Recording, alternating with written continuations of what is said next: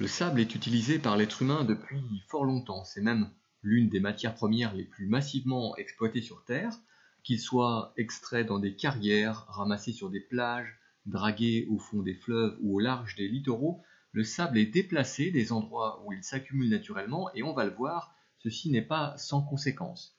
La consigne 2 vous demandait de lister les différentes façons dont l'être humain utilise le sable. Les réponses vous ont été essentiellement apportées dans la vidéo précédente et je vais à présent en faire un résumé. La première application, c'est évidemment tout ce qui concerne les constructions, ce qu'on appelle parfois le BTP, bâtiments et travaux publics.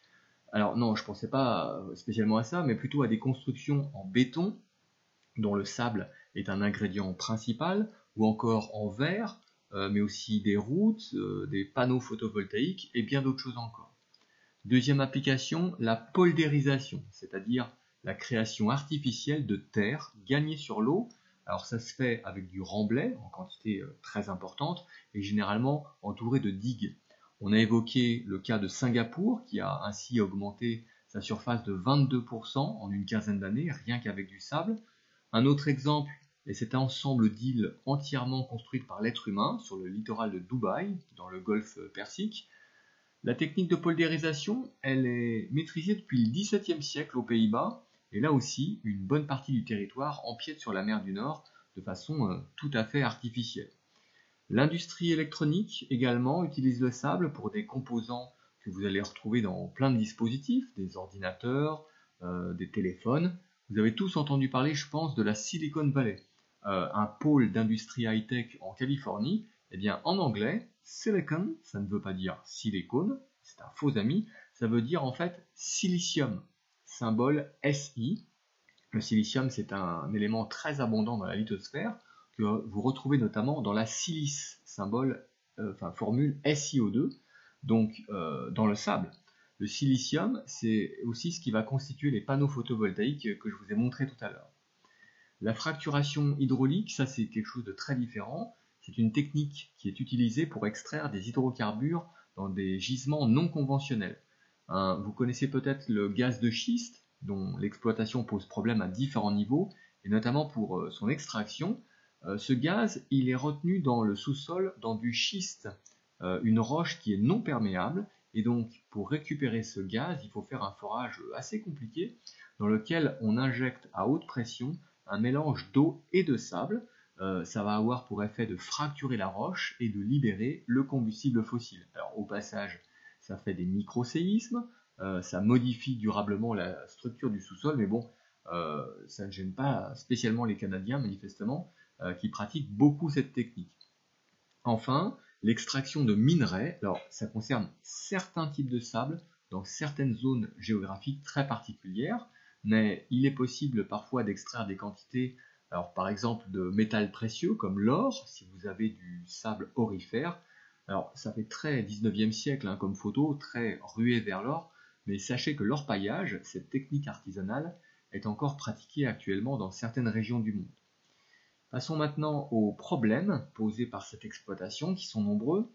Alors déjà parce qu'on modifie significativement des paysages, on détruit des plages, des îles, ce qui entraîne mécaniquement une érosion artificielle du littoral, mais qui en plus favorise aussi l'érosion naturelle par l'eau ou par le vent. Ça entraîne une augmentation de la vulnérabilité des biens et des personnes qui vivent en région côtière et qui ne sont plus protégés de certains phénomènes météorologiques, de certaines montées d'eau, puisque les bancs de sable qui constituent des digues naturelles ont été enlevés. Ça va avoir aussi un impact sur le tourisme.